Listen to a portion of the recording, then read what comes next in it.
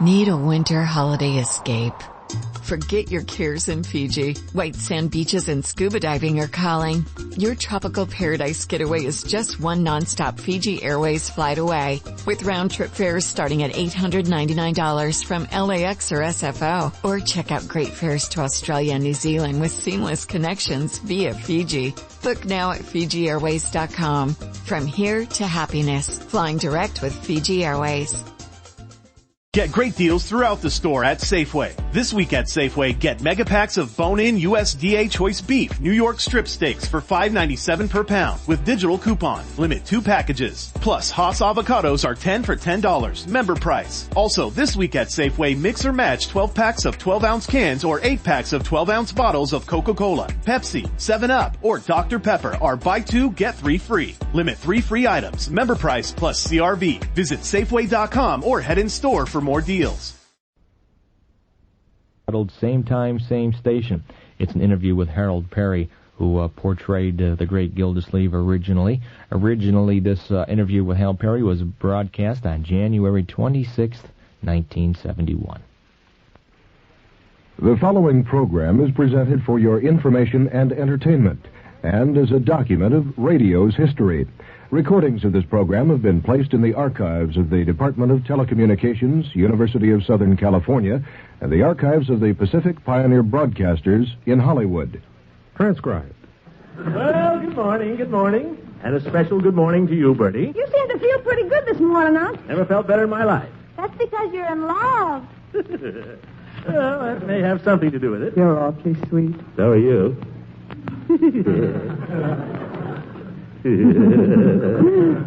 By George, Eve, you're quite a girl. Leroy, what are you doing with that trombone? Oh, watch it. You've nearly knocked my hat off. It's most fascinating, Gildy. What instrument are you going to play? Well, I'm going to play the trombone. Mm-hmm. Knowing you, I thought it would be one of the wind instruments. Mr. Gildersleeve, you're rather hard to please. Oh. Petey, I've got to get something different, something original. Now, you've had plenty of experience at this Christmas thing. That's true. You've been buying Christmas presents for Mrs. Peavy for 20 years. Yes, I have. Well, certainly after all that time, a man should know what it takes to please a woman. Well, no, I wouldn't say that. Reminiscing, I feel you near. Once more, you're my love of yesteryear.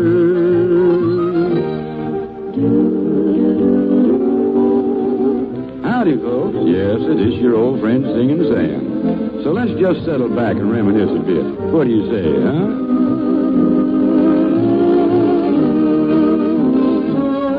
With a nostalgic nod toward the Atwater Kent, we now present Same Time, Same Station, a chronicle of broadcasting's first half-century. Return with us now to those thrilling days of yesteryear. From out of the past come the thundering hoofbeats of the great Gildersleeve.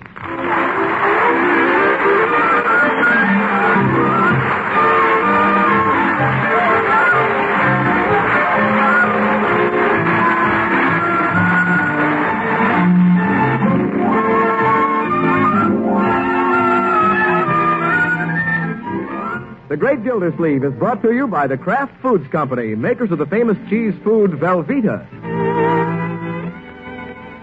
Well, there's a meeting of the Jolly Boys Club tonight, but there's one thing the Great Gildersleeve is a stickler for.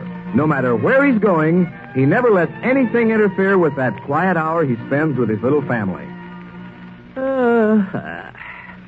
What are you doing, Marjorie? Knitting a sock for Bronco. One sock? Pretty big. What's he going to do, wear it on both feet? Let's see, 4 plus 11. Doing your homework, Leroy? No, figuring out how many days I don't have to go to school between now and 1950. Oh, my. 4 days at Thanksgiving, 11 at Christmas. Only 15. Yes, Wonder why there has to be a million more school days than there are holidays. What a mean way to treat little kids. Leroy, what's the matter with you in school? There's nothing the matter with me. School's dull, that's all. Now, my boy, school isn't dull. It's a lot of fun. Are you kidding? Algebra, history, hygiene. I'm not referring to your studies, young man. There's all sorts of interesting activities in school that can make your work seem easier. What do you do during recess? I eat lunch. Why don't you participate in the sports? You didn't even go out for touch football. Oh, I can't run fast enough. Well, what about the folk dancing they have at school? You can run fast enough for that. Folk dancing? Duh. They wanted Leroy to join the Glee Club last year, but oh no. Glee Club. That's moldy. Leroy? You aren't trying to find interesting things at school. You're fighting it. Let's have a little change of attitude, my boy. Yeah. Christmas is coming, you know. And I have a feeling that Santa Claus will be a little more generous to boys who are interested in school. You think so, Unc? Well, I wouldn't doubt it. Okay, I'll try. That's a boy. Let's see. 10 plus 24 equals 34. Yeah, you see, Marjorie, Leroy's more interested in his homework already. Homework? I'm figuring how many days it is till Santa Claus gets generous. Oh.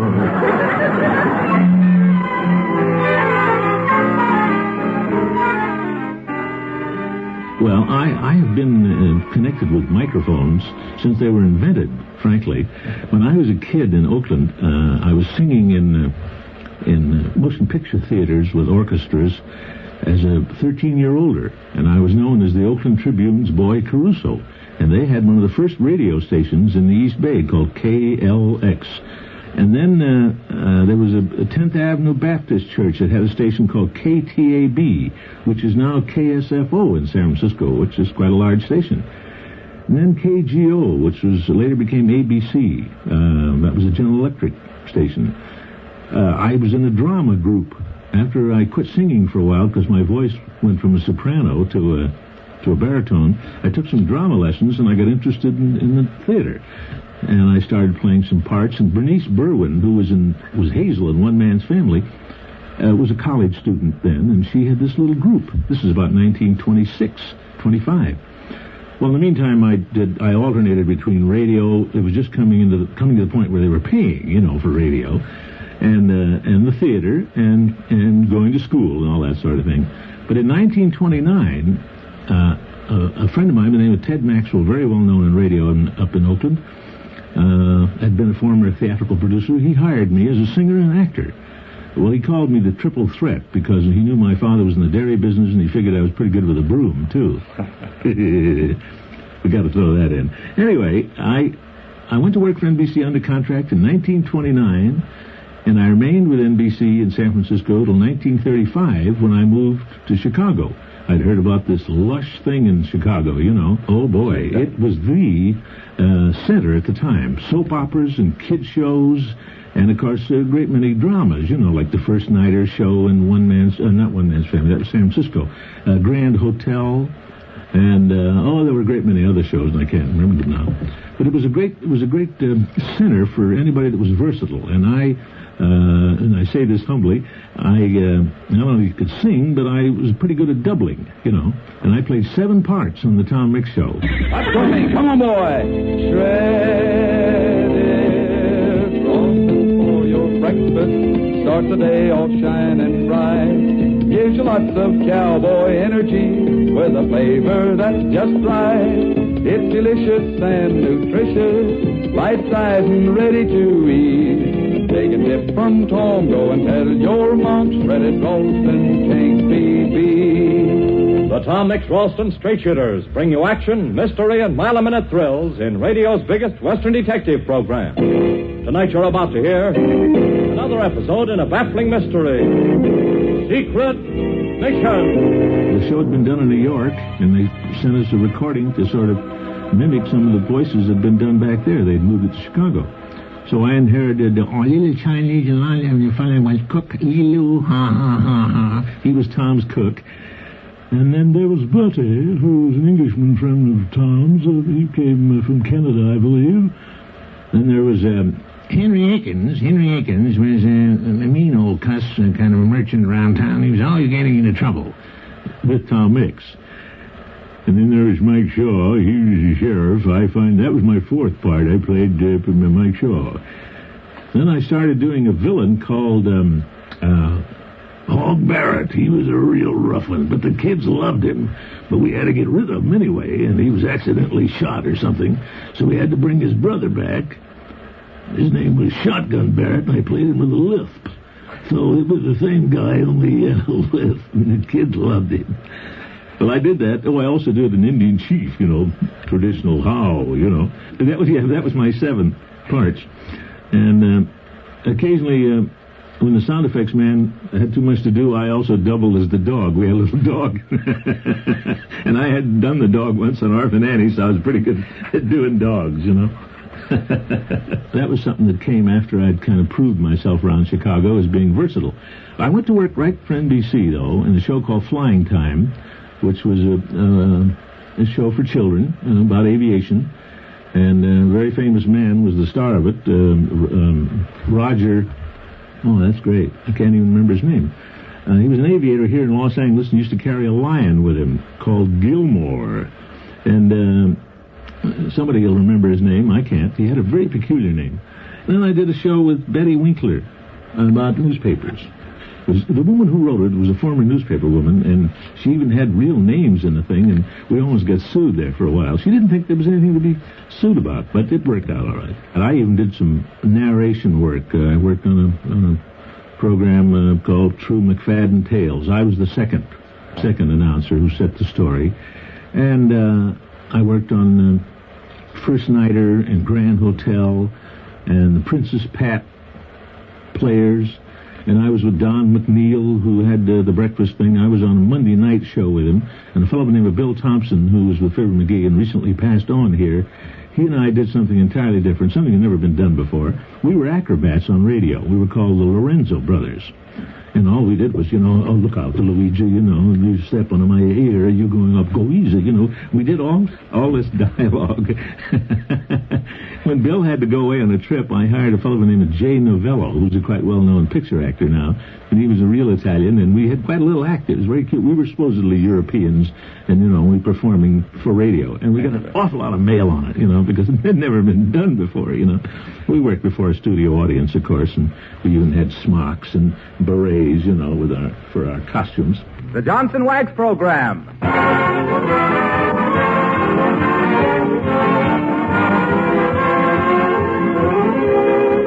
makers of Johnson's Wax and Johnson's Self-Polishing Glow Coat present Fibber McGee and Company with Jim Jordan as Fibber, Donald Novis, the Four Notes, and Billy Mills Orchestra. The show opens with Of Thee I Sing. When they first started this show in Chicago, Jim used to kind of dress the part, because he was younger looking, you see, than he was supposed to be. And Molly used to wear kind of a house dress and peculiar hat, and then they, of course, got away from that. By the time I was on the show, which was 37, they'd been on a couple of years and were coming into popularity, so they erased all that monkey business. And they used to double a lot of characters, too. Jim did Mort Toops, who was a real funny character, and she used to do Mrs. Wearybottom. And the woman was always so tired, besides Molly. And then she also did a little girl, Teeny, which she kept till the end. I mean, that was a great character. Well, actually, that was all they really doubled, And then we doubled a lot. Bill Thompson was he did 4 or 5 characters on the show. He did Nick DePopoulos and Liar Boomer, And then he did Wallace Wimple and one about Sweetie Face. And I did the Chinese called Gooey Fooey, the laundryman. I did Peary, the Portuguese piccolo player. Some of my ancestors are of Portuguese descent, so Don Quinn, who wrote the show, thought that was very funny. Then I established this one voice that later became Gildersleeve, and he was known under several things in the beginning. Some of the tape collectors occasionally come up with shows where I was George Gildersleeve. I was also George somebody else. And I did an old Englishman. I have a thing about a safari when Fibber was going into, and I did an old Englishman on that. Come in. Engage him for the safari. Oh, hi, Lord Bingham. I'm glad to see you again. Have a chair. Thanks, I have one. Oh, you got 2? Oh, no, that was cigars, wasn't it?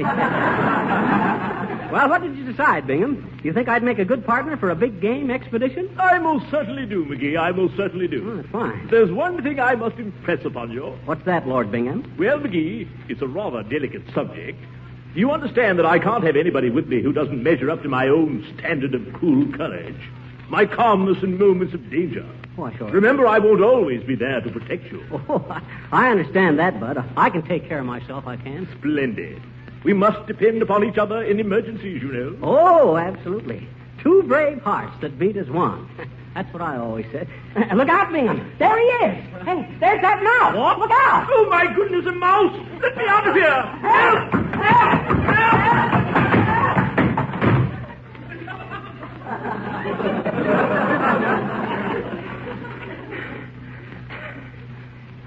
I say, McGee, is that you in this closet with me? Yes, it is, Bingham. Where are you? It's dark in here. I'm up on the top shelf here behind the hat. It's very uncomfortable, too. Where are you, McGee? I'm hanging on two hooks with my feet in the umbrella stand. Kind of cramped, but I can take it. Stout fellow, McGee, stout fellow. You know, I'm looking forward to our trip to Africa. Our trip? You mean you're taking me? Why, certainly, my dear chap. I find you a very valuable man in a crisis. Huh? How so? If it hadn't been for you, I never would have found this closet. Then the character became known as George Gildersleeve. Get great deals throughout the store at Safeway. This week at Safeway, get mega packs of bone-in USDA choice beef, New York strip steaks for $5.97 per pound with digital coupon. Limit 2 packages. Plus, Haas avocados are 10 for $10. Member price. Also, this week at Safeway, mix or match 12 packs of 12-ounce cans or 8 packs of 12-ounce bottles of Coca-Cola, Pepsi, 7-Up, or Dr. Pepper are buy 2, get 3 free. Limit 3 free items. Member price plus CRV. Visit Safeway.com or head in store for more deals. It got real big, and after that, why, they didn't think that George Gildersleeve didn't really sort of go, you know. The Gildersleeve was great. That was a good name. So I was living on a street called Throckmorton Place in Chicago, and this is how it became Throckmorton P. Gildersleeve. P, of course, obviously for Peary, see. The first night I used it, because it got a big laugh, and it also happened to be the night that we were a little, we were short, you know. Script was a little short, and the director gave us the well-known signal to spread, you know, and McGee and I were up there alone. We were at the end of the show, and we were closing the show, so he looked at me and I looked at him. We started ad-libbing a little bit, and that was the first night I ever said little chum to him, you know, because he was irking me, but I was attempting to keep my temper, you know, and I said little chum, you know, and then I finally threw in this old laugh, which I'd used in San Francisco. Never used it in Chicago. You know, I said, little chum. And the audience in the studio laughed for 30 seconds. And the director looked at me, you know, and I looked at Jim Jordan, and he gave me the nod, so I threw in another one. Then, after a few things like that, why, the director started giving us the speed signal. We almost didn't get off the air in time. Well, next week, Throckmorton was a very important character. Well, I started with Ferd McGee in 37, and this incident I'm telling you about was in 38. Okay. And then in 39, they came back to California to do some pictures, and I was sort of instrumental in talking him into staying in California.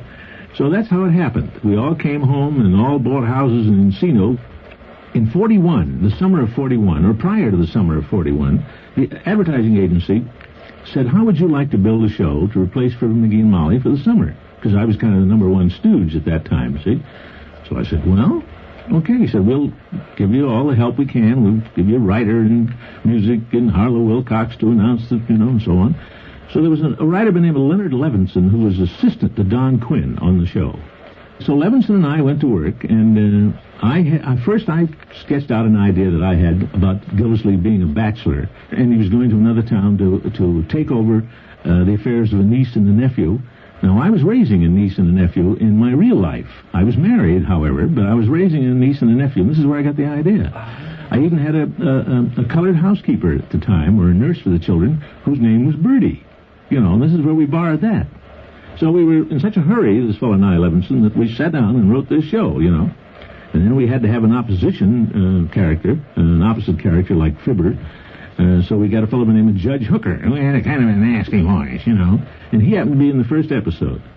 We had Billy Mills' orchestra. We had Harlow Wilcox.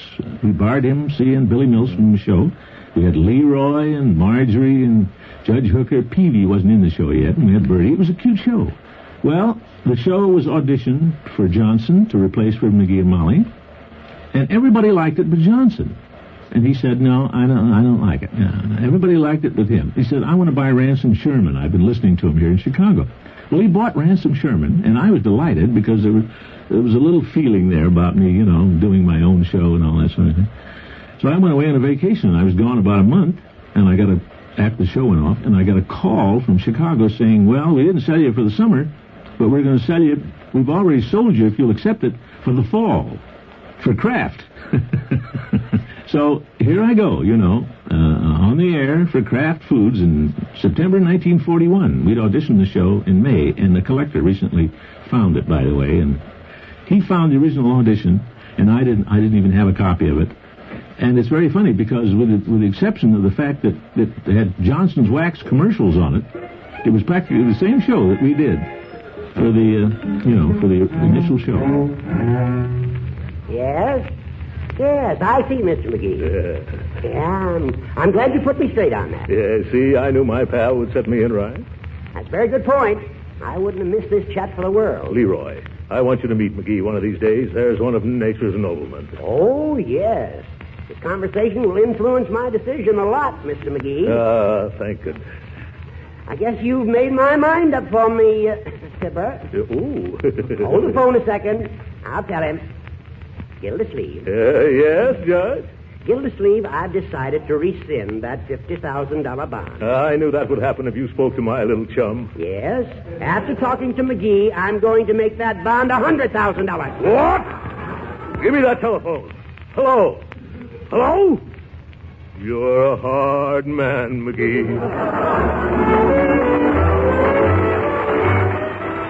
So I went on the air for Kraft, and I was on for him for 11 seasons. And then we came to a small impasse regarding ownership and a great many other things, and so I was kind of tired, and I had a little money, and I invested some of it rather wisely, so I just checked out, and a fellow by the name of Willard Waterman did it.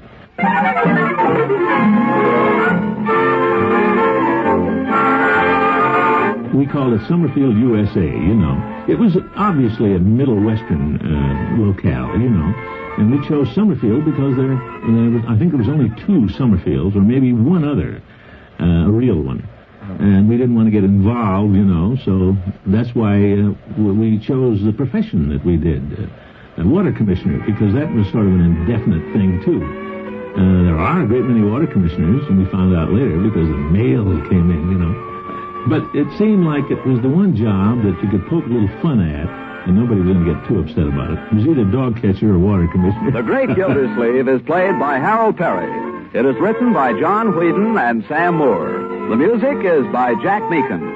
This is John Lang speaking for the Kraft Cheese Company. Well, Bertie was played by Lillian Randolph, who was a distinguished Negro actress.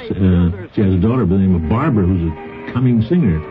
But Lillian also played Madam Queen in Amos and Andy, Her sister was also Amanda Randolph, who did the Danny Thomas housekeeper for so long. And then Lorene Tuttle was the original Margie. Lorene is a distinguished actress, But we had a studio audience, of course, and Lorene was a little embarrassed, She was in her early 30s or something like that, and she was playing a 17-year-old girl. Walter Tetley, Leroy, is a man about 55 today, and he still has something of that voice. Marvelous. I did a commercial with him recently for somebody, and he was Leroy, and I was Gildersleeve, other names.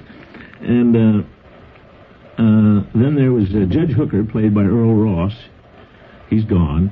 And there was Arthur Q. Bryan, who played Floyd the Barber. That was a well-known character. He also was Dr. Gamble on Fibber McGee, well-known character. Then there was Ken Christie, who did the chief of police. He had a real low voice. He's gone, too. Peavy, which was a character that didn't come in until we'd been on the air about 3 years, was Richard LeGrand. He's gone, and he outlasted a great many of them, and he died about the age of 93, not very long ago. I had an idea that when I first started building the show, that voices that charmed you or voices that irritated you were things that became successful. And that's why Judge Hooker was playing that way. And then Gildersleeve, of course, sang everything, you know, and he was a pleasant sort of a person to listen to. And then there was Leela, you remember, that was the Southern Widow. You probably heard. That's Shirley Mitchell. She played it once. And then Una Merkel, who was in pictures, did Southern Girls, and she played it once when Shirley was off having a baby or something. I've forgotten now. And then Eve, the school teacher, who was a dignified sort of a character, was played by B. Benaderet, right from the very beginning, who later became a television star, Petticoat Junction. And we had Gail Gordon on the show for a long time. He played Bullard, the stuffy neighbor next door, you know. His eldest son is now the newscaster on Channel 2 here. No, don't tell me I can't. Not the newscaster, the sports. He was an umpire at one time, too. Can't remember his name. Very good friend. He'll hate me if he hears this.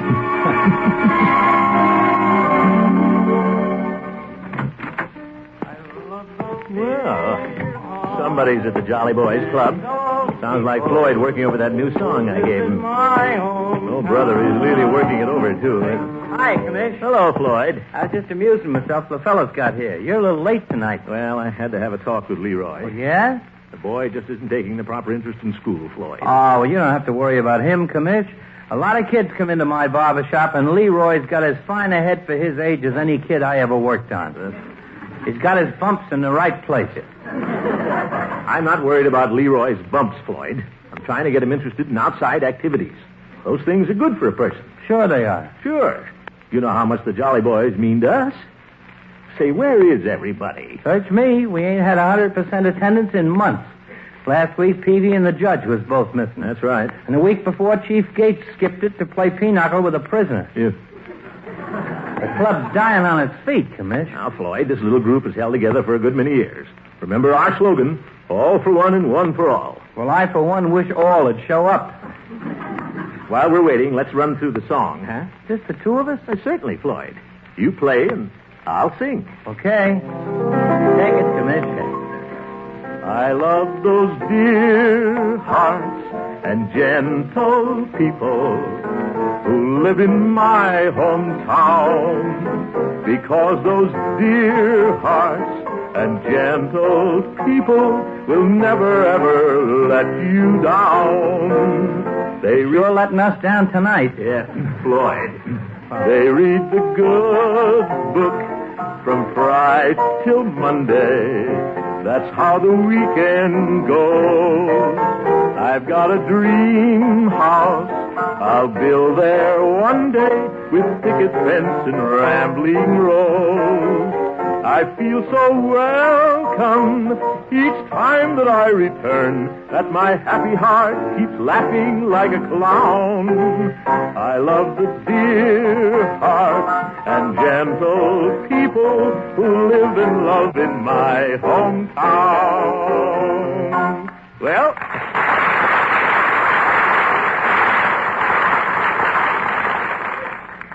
how's that, Floyd? Sound great with a quartet. Yep. Where are all those dear hearts and gentle people that were supposed to show up? Well, if Floyd... this keeps up, I got a good notion to rent this room out. Rent it out? A guy was in the other day, wanted to open a walk-up-and-save-two-pants suit store. What? Sure, he even offered to give me a two-panter if I'd sign the lease. Floyd, you wouldn't toss out 4 friends for 2 pairs of pants. No, I guess I wouldn't. But, gee, this meeting's a dud. Let's go home, Commissioner. They'll show up, Floyd. Come on, let's run through the song again. Okay, and this time I'll sing. Well, I love the dear hearts and gentle. Floyd! You're right. The meeting is a dud. Let's go home.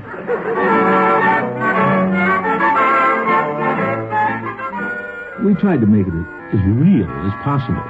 We got our comedy from the characters as well as the story, and we had excellent writers. In the second year, we had John Whedon and Sam Moore, and they stayed with us for a long time, and they really built the show up to the point where it was a fine show. We even experimented with the idea of not using a studio audience, but we had to give that up. It really just didn't. If we had started that way, it might have been all right. But after we had been on with the studio audience, there was quite a disappointment.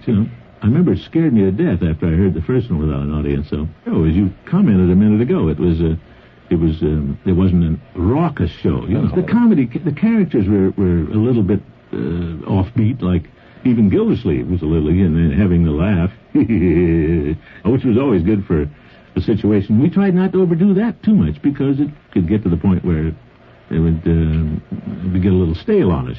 And so the character, and I had an idea about this fellow that when he was happy, he sounded like he was singing all the time. And then, of course, when he got a little upset, he lowered the voice, And there are a great many people still doing that sort of thing in television. A couple of friends of mine who won't mention any names. But it's a good attack. And probably I'm not the original, believe me. I'm sure it was done before me. There was an actor by the name of Burton Churchill, a great motion picture actor, that always had a little habit of lowering his voice when he got menacing. He talked in sort of a monotone. So I think I unconsciously stole that from him, because I worked with him in the theater. You'd sort of feel that sort of thing as you rehearsed. Occasionally, the writer might throw in a little laugh here, or a pause here to make a point. And we would take that into consideration, but we always didn't obey that. I mean, it was up to me and the producer and the writers to sit in on a final conference and work things out. When we first went on, we went on Sundays. Matter of fact, my opposition was Eleanor Roosevelt. Frightened me to death. And fortunately, we passed her in the rating the second year. And then I was moved to Wednesday. We had done so well in the Sunday spot.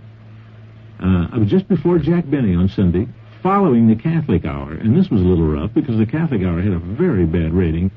Catholics, I guess, didn't even listen to it. I'm a Roman Catholic, so it's all right for me to say that. But it had a 0.2 rating, and we had to go in there and get an 8 or 9, or we were off the air. And then in came Jack Benny with a 12, and he was a hero, and we'd already... It is Ryan here, and I have a question for you. What do you do when you win? Like, are you a fist pumper, a woohooer, a hand clapper, a high fiver? I kind of like the high five, but if you want to hone in on those winning moves, check out Chumba Casino. At ChumbaCasino.com, choose from hundreds of social casino-style games for your chance to redeem serious cash prizes. There are new game releases weekly, plus free daily bonuses, so don't wait. Start having the most fun ever at ChumbaCasino.com. No purchase necessary. VGW Group. Void where prohibited by law. See terms and conditions. 18+. With Lucky Land Slots, you can get lucky just about anywhere. Dearly beloved, we are gathered here today to... Has anyone seen the bride and groom? Sorry, we're here. We were getting lucky in the limo and we lost track of time. No, Lucky Land Casino, with cash prizes that add up quicker than a guest registry. In that case, I pronounce you lucky. Play for free at LuckyLandSlots.com. Daily bonuses are waiting. No purchase necessary. Void where prohibited by law. 18+. Terms and conditions apply. See website for details. We got 9 for him. Right. So we were moved out, and we went to Wednesday at 8 o'clock, and that's where the show remained for a long time. We had to do one show for the coast because we weren't allowed to tape. Well, there was no tape, but we weren't allowed to make recordings. Sometimes the last show, which was done for the coast at 8 o'clock, was a little different than the first show. Occasionally, the actors would go out and have a cocktail, come back and give an entirely different reading. One of them didn't even show up one night, and I had to go on and double him, and it scared the audience to death. I never did that again. You are listening to Same Time, Same Station on KRLA, Pasadena. NBC, corner of Sunset and Vine, which is now some savings and loan organization. Competition to me. Been so busy all day, I haven't had a chance to check with the Jolly Boys. Wonder why they weren't at the meeting last night. Oh, well, if they're not interested in holding the little group together, I don't know why I should be. That you, Miss Gillsleeve? Yes, Bertie. Mr. Gillsleeve, are you going to be surprised? I am. Guess what Leroy brought home this afternoon? A cow? Well, take your choice. It's either a cow or a trombone. Oh, I almost hope it's a cow. Yes, sir. Yes. Ladies and gentlemen. Leroy? Between halves, you'll be entertained by the Summerfield School Band. What's this? Featuring Leroy Forrester on the slide trombone. Oh, my goodness. Forward, Club. Leroy, what are you doing with that trombone? Oh, watch it. You nearly knocked my hat off. Gee, Hans. Leroy, I thought you were going to keep that upstairs. Hello, Uncle Mort. Hello, Marjorie. Leroy, where did you get that infernal thing? I got it at school. Well, take it back. But, Unc, I saw the band leader, and he let me in the school band. That band leader must be crazy. He is not. He's a professor. Leroy, why would anybody as smart as the professor give you a slide trombone? Gosh, Unc, you told me to get interested in something at school. I don't... That's right. I did, didn't I? Of course, I run out of breath pretty easy. Well, don't strain yourself, my boy. That's enough practicing today. Put the horn away. Yeah, I'll stand it here in the corner. I want to go study anyway. Yeah, you want to go study? Yeah, you can't play in the school band unless you got passing grades. See you later, Unc. All right, my boy. Well, I gotta put a cake in the oven. It ain't gonna be no encore. Yes. Who'd think a trombone could make Leroy take such an interest in school? Let's have a look at this thing. Looks like they've been playing hockey with it. Wonder if I can get anything out of a trombone. I'll try the scale.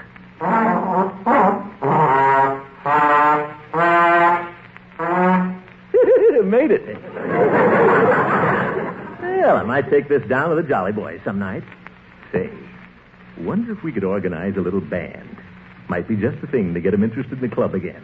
Look what it did for Leroy. Sure, why not? Floyd plays the piano, Peavy plays the violin, a little, and I could get to be pretty hot on this trombone.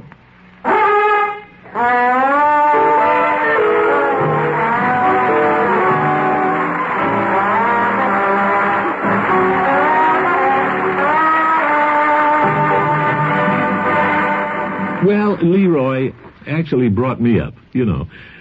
This man Gildersleeve, who thought he was raising a couple of children, they were really raising him, you know.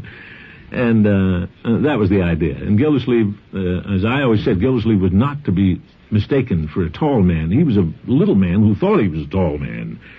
That was my whole idea, you know, was that he was a slightly, you know, undersized, and he always wanted to, he'd wear the shoes that would make him taller and all that sort of thing. So there were a great many things wrong with Gildersleeve. He was pretty childish, you see.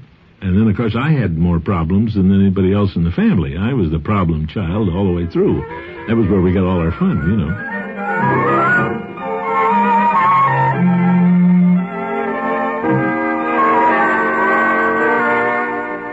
Well, it seems the Jolly Boys Club has been falling apart lately.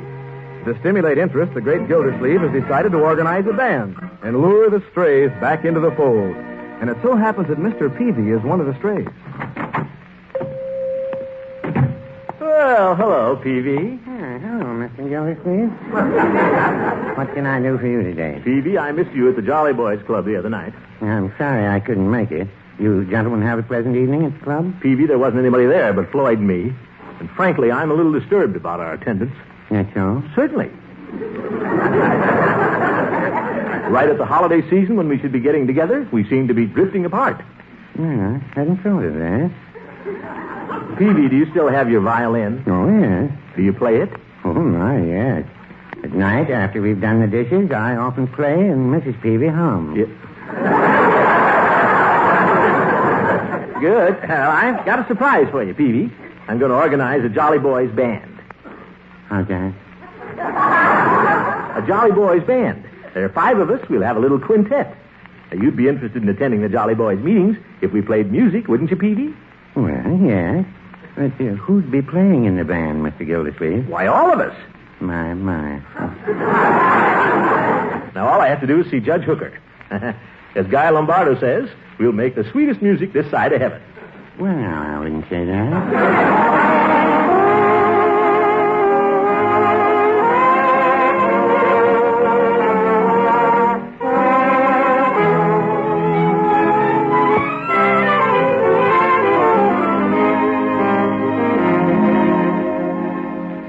What do you think of the idea, Judge? It's most fascinating, Gildy. What instrument are you going to play? Well, I'm going to play the trombone. Mm-hmm. Knowing you, I thought it would be one of the wind instruments.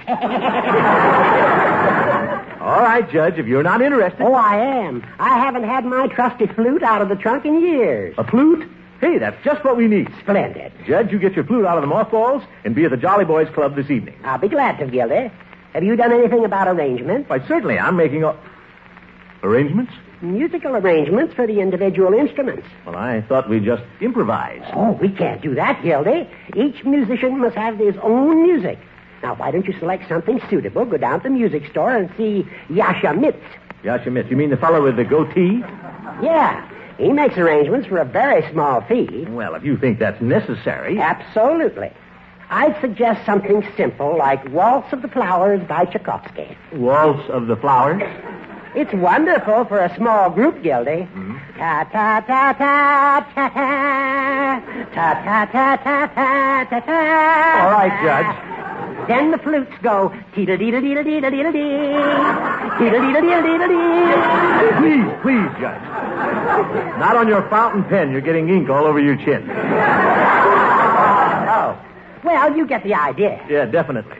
Imagine an old goat playing the flute. Teedle-deedle-deedle-dee.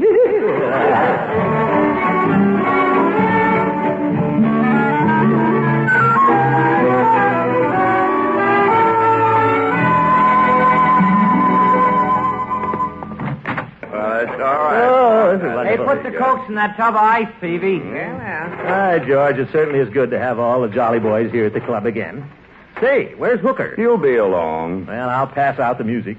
Floyd, here's the piano part. Okay, Commish. Peavy, here's the part for violin. Well, it says first violin. And only violin. Chief, you get the drum arrangement. Thank you, Commissioner. Chief, you've got a hole in your drum. Well, we used to play at the baseball games. Foul ball. Oh, my. Well, it doesn't hurt the tone any. Listen. Sounds like you singing, Chief. Hey, is this the kind of stuff we're going to play? What's the matter with it, Floyd? Waltz of the Flowers. Whoop! I'm a butterfly flitting from flower to flower. Floyd, if it's good enough for Tchaikovsky, it's good enough for you. Yeah, well, I'll soon tell you. Is that the way it goes, Floyd? Well, that's the gist of it. If I played all the notes wrote down here, I'd have to be an octopus. All right, Floyd. Are you all tuned up, Peavy? I think so. Good. Let's hear the first violin part. Very well. Yeah. You better rosin up, Peavy.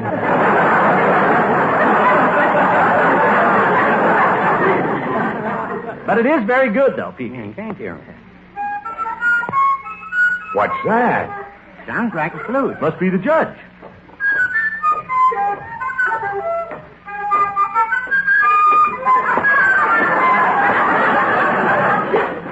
Well, what do you know? Hi, Judge. Good evening, gentlemen. I'm the spirit of 76. That looks like the flute that played it. And the judge looks like the fellow who played the flute. Yeah. Now, gentlemen. Gildy, did you have the arrangements made? Yeah, here's what you're supposed to play, Judge. Thank you. Say, Commissioner, I've been looking at this music, and the drum doesn't have anything to do until page 3. It's a waltz, Chief. Just beat waltz time. Well, shall we begin? I know the piece very well myself. Yeah, let's take a run over it. All right. Now, everybody start together, please. 1, 2... What was that for? Wait for the rest of us, Chief. Well, fellas, the drum has to start it off. We're not playing in a parade, Chief. The flute has the opening passage. Not on my music, it don't. Floyd, you have the piano part. Now, let's play. All right, we'll start again. 1, 2, 3.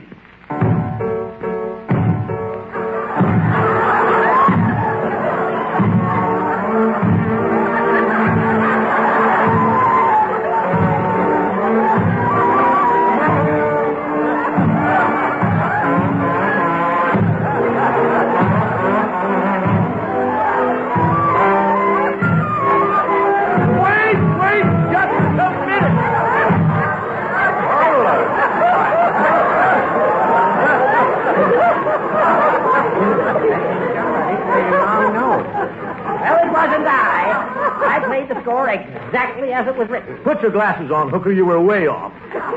I was way off. You weren't even playing in the same key. What? Now, just a minute. If you ask me, there wasn't anybody playing in the same key. Floyd, as a piano player, you're a good barber. Yeah, well, you ain't no Gabriel on that horn either. Well, if I have to be the only musician in this club... Fellas, I don't like to complain, but can't we play something that isn't so artistic?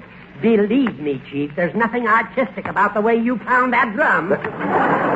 Judge, one side's got a hole in it. If you ask me, I think it'd sound better if it had a hole in both sides. Oh, now, Mr. Gildersleeve. As far as I'm concerned, if I play the flute at all, I'm going to play it as Tchaikovsky intended. All right, you old goat, go play it with Tchaikovsky. Very well. If that's the way you feel... Oh, now, fellas. I at least play the notes. With that trombone, you shouldn't be in an orchestra, Gildy. You should be selling fish. Oh, you guys read the music. That's what you tell me. Now, fellas, let's all... Fine bunch of musicians. I was playing it. You guys got 10 ears, that's all. Floyd. Fellas, let's all be jolly boys. I, for one, no longer care to be a jolly boy. Where's my flute case? That's probably what you've been playing on.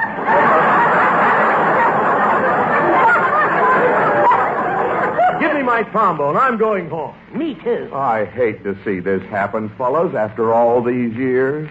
Too bad. Well, who's going first? You go first, Judge.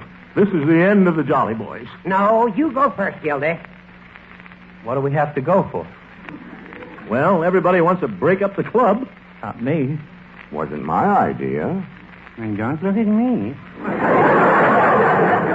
I'm quite sure I'm not to blame. Who started all this anyway? Oh, let's quit kidding ourselves. This is the best meeting we ever had. Well, it has been rather lively. Sure. Let's forget the band and go back to singing. Yeah, that suits me.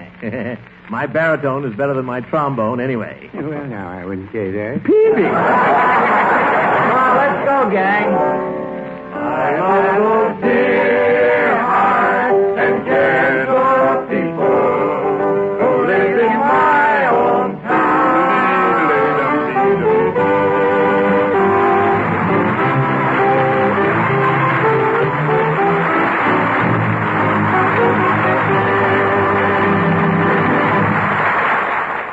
I always had the girlfriends till the end, and no one... this is an odd thing. Even though I had a wife on Fibber McGee and Molly, she was never heard. She was only referred to. And when I moved to Summerfield and started my own show, we didn't get one letter asking, what did you do with your wife?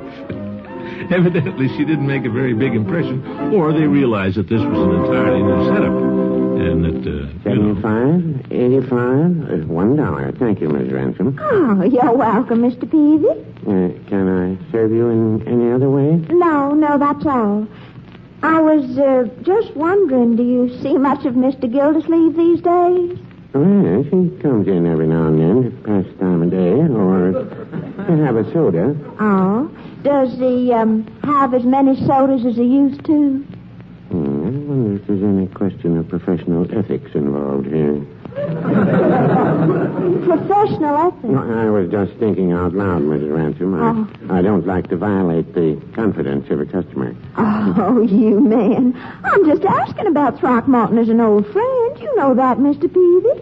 After all, I was engaged to marry him once. No, of course. Well, I think I can safely tell you that he has definitely cut down on his soda. Oh, the poor man. I knew she'd be making him take off some flesh. She? Oh, yes. Oh, that worries me, Mr. Peavy. Some men have to be fat to be healthy. Yes. But I think Mr. Gildersleeve overdoes it. Yes, well...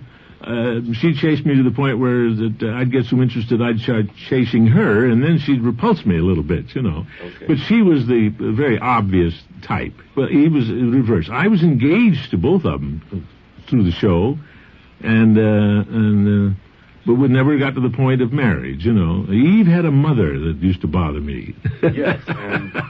You're awfully sweet. So are you. Well, I'll see you before I leave, won't I, Throckmorton? Oh, yes, I'm taking you to the station.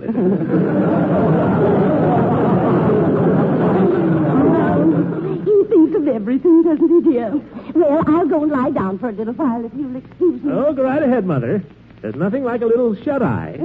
I think so, too. But don't you let me oversleep my train now.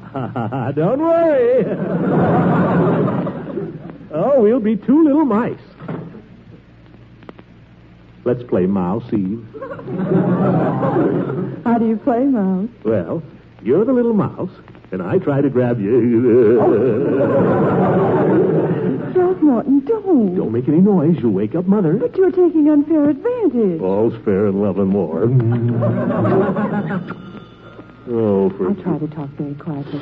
Hello? Oh, yes, this is she. Yes, please. Thank you very much. Who's that? It was a telegram from my brother Fred. Fred. He's all right, isn't he? Oh, yes, he's all right. He's just got a commission in the Seabees, and he's on his way to Washington. But your mother? She'll just have to live here, dear. With us. Heave. I hear the phone ring again, dear. I can't seem to get to sleep. It's all right, Mother. You might as well stay up now.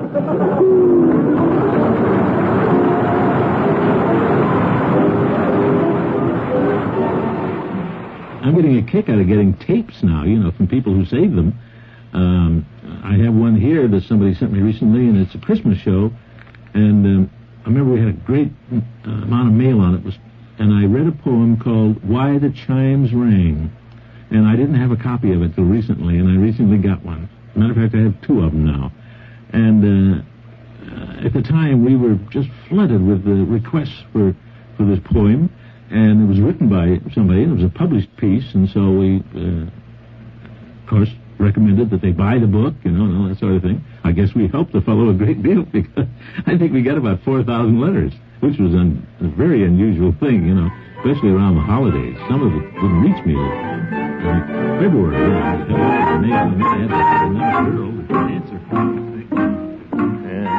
Dr. Olson could never top this. I'll walk in on Catherine, pass out these toys to her little kiddies, and tell her this is my Christmas present to her. What can she say except that I'm the greatest guy in the world? The kids will get a kick out of it, too. Intern, turn in your suit. Hey, this must be the ward. I see some children there. Well, hello, little children. Hello. Hello. Where's Miss Milford? She'll be back. She went to get orange juice. Oh, well, I'll just put these packages down here and wait. Are you Santa Claus? Me? Nah, he's not Santa Claus. He hasn't got a white beard. But he's nice and fat. Yeah, but he's not Santa Claus. Santa Claus never comes around here. Now, wait a minute, young fellow. I'm sort of a Santa Claus. I brought all these presents to you children. For us? Honest and truly? Oh, boy. You see, Stuffy, he is Santa Claus. Oh, boy, I gotta come over and see him. Stuffy's lucky. He's in a wheelchair. Oh. Well, I'll bring the presents around to your little beds when Miss Milford comes. I want to open mine. Now, wait a minute, Stuffy. You shouldn't open presents until Christmas. I don't want to open mine until Christmas. I just want to dream about what's in them. That's the idea, little girl. While we're waiting for Miss Milford, will you read us a Christmas story? Christmas story? That's what she was doing. Yeah, they're in that book. Oh, well, I like stories. I used to read them to my niece and nephew. Let's see what we've got here. Why the Chimes Rang by Raymond McDonald Alden. I like that one. I don't know it. Well, I've been in the hospital longer than you have. Yes. Well, let's read it, huh? We don't have much time. Once upon a time, in a faraway country, there was a wonderful church. It stood on a high hill in the midst of a great city. And every Sunday, as well as on sacred days like Christmas, thousands of people climbed the hill to its great archways, looking like lines of ants, all moving in the same direction. They don't allow ants in the hospital. Stop interrupting, Stuffy. Yeah, must listen, Stuffy. Now, all the people knew that at the top of the tower was a chime of Christmas bells. They had hung there ever since the church had been built, and they were the most beautiful bells in the world. Some described them as sounding like angels far up in the sky. Others as sounding like strange winds singing through the trees. But for many years, they had never been heard. Why didn't the bells ring? Well, we're coming to that, I guess. It was said that people had been growing less careful of their gifts for the Christ child, that no offering was brought which was fine enough to deserve the music of the chimes. Every Christmas Eve, people still crowded to the altar, each one trying to bring some gift better than any other. Why do they do that? Well, for personal reasons, I guess. They were trying to make a big impression. Oh. Now, where were we? Oh, yes. Now, a number of miles from the city, in a little country village, lived a boy named Pedro and his little brother. They had heard of the service in the church on Christmas Eve and planned to go see the beautiful celebration. Nobody can guess, little brother, Pedro would say, all the fine things there are to see and hear. And I'd even heard it said that the Christ child sometimes comes down to bless the service. What if we should see him? The day before Christmas, Pedro and little brother were able to slip away quietly, and although the walking was hard in the frosty air, before nightfall they had trudged so far, hand in hand, that they saw the lights of the big city just ahead of them. They were about to enter one of the great gates in the wall that surrounded it, when they saw something dark on the snow near their path, and they stepped aside to look at it. What was it? Well, let's see. There by the path was a poor woman who had fallen in the snow, too sick and tired to get in where she might have found shelter. Oh. Pedro knelt down beside her. You will have to go on alone, little brother, he said. Alone, cried little brother. But you will not see the Christmas festival. No, said Pedro, and he could not keep back a bit of a choking sound in his throat. See this poor woman? Her face looks like a Madonna in the chapel window, and she'll freeze to death if nobody cares for her. But I can't bear to leave you and go on alone, said little brother. Both of us need not miss the service, said Pedro, and it had better be I than you. You can easily find your way to the church, and you must see and hear everything twice, little brother. Once for you and once for me. And oh, if you get a chance, little brother, to slip up to the altar without getting in anybody's way, take this little silver piece of mine and lay it down for my offering when no one is looking. In this way, he hurried little brother off to the city and winked hard to keep back the tears as he heard the crunching footsteps sounding farther and farther away in the twilight. The great church was wonderful that night. When the organ played and the thousands of people sang, the walls shook with the sound, and little Pedro, way outside the city wall, felt the earth tremble around him. At the close of the service came the procession, with the offerings to be laid on the altar. Rich men and great men marched proudly up to lay down their gifts to the Christ child. Some brought wonderful jewels, some brought baskets of gold, but the chimes did not ring.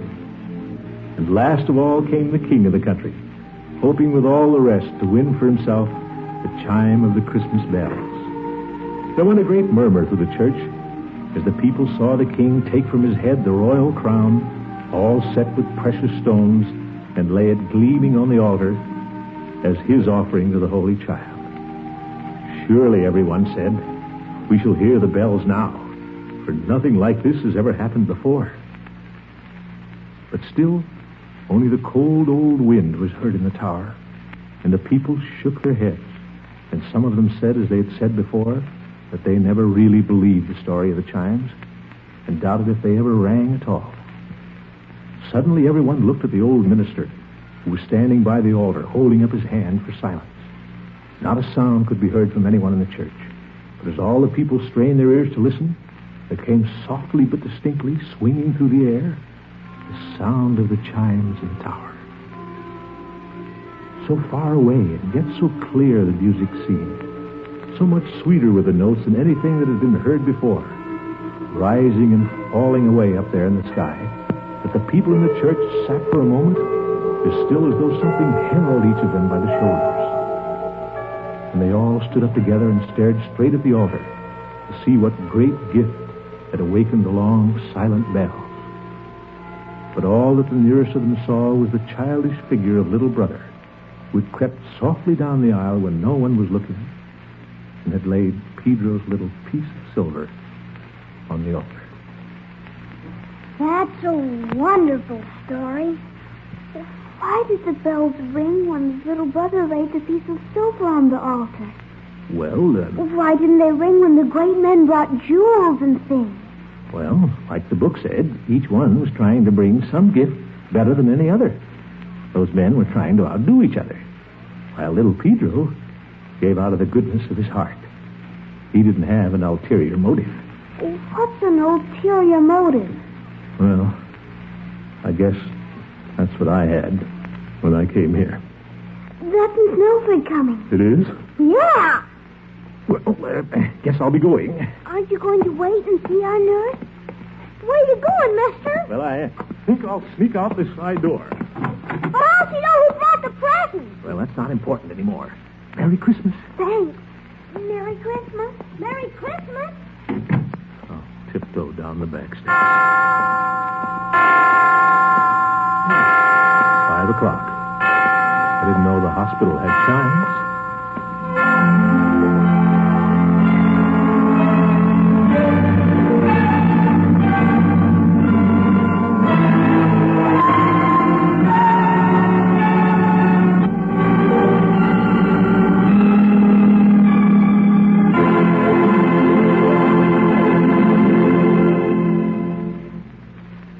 The Great Gildersleeve is played by Harold Peary. The show was written by Paul West, John Elliott, and Andy White, with music by Jack Meakin. In addition to our regular cast, you heard Ann Whitfield and Stuffy Singer as the children in the hospital. Good night, folks. See you next week.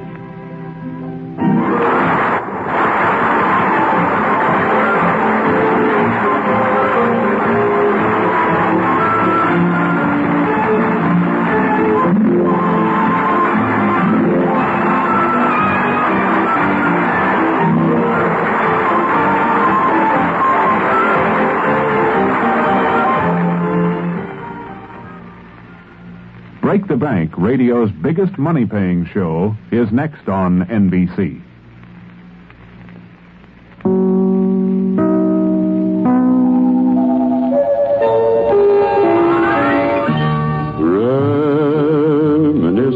Reminiscing, I feel you near. Once more, you're my love of yesteryear.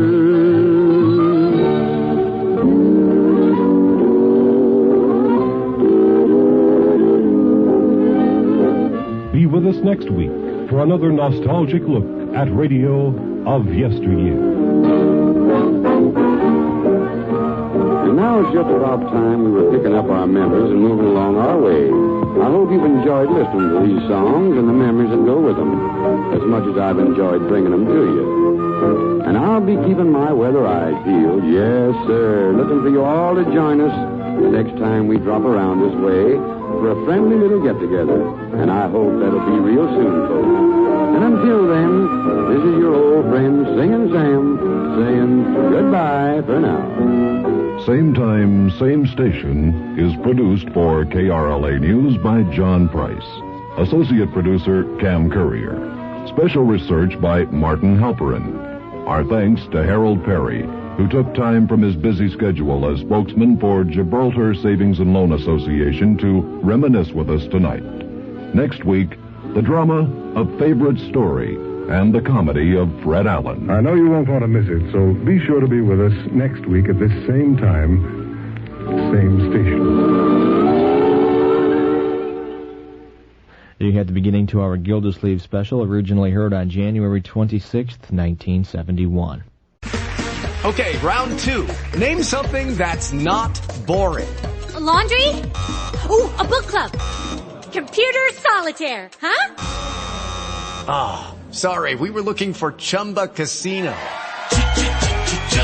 That's right, ChumbaCasino.com has over 100 casino-style games. Join today and play for free for your chance to redeem some serious prizes. ChumbaCasino.com. No purchase necessary. Void where prohibited by law. 18+ terms and conditions apply. See website for details. Judy was boring. Hello. Then Judy discovered ChumbaCasino.com. It's my little escape. Now Judy's the life of the party. Oh, baby, mama's bringing home the bacon. Whoa, take it easy, Judy. The Chumba life is for everybody. So go to ChumbaCasino.com and play over 100 casino-style games. Join today and play for free for your chance to redeem some serious prizes. ChumbaCasino.com. No purchase necessary. Void where prohibited by law. 18+ terms and conditions apply. See website for details.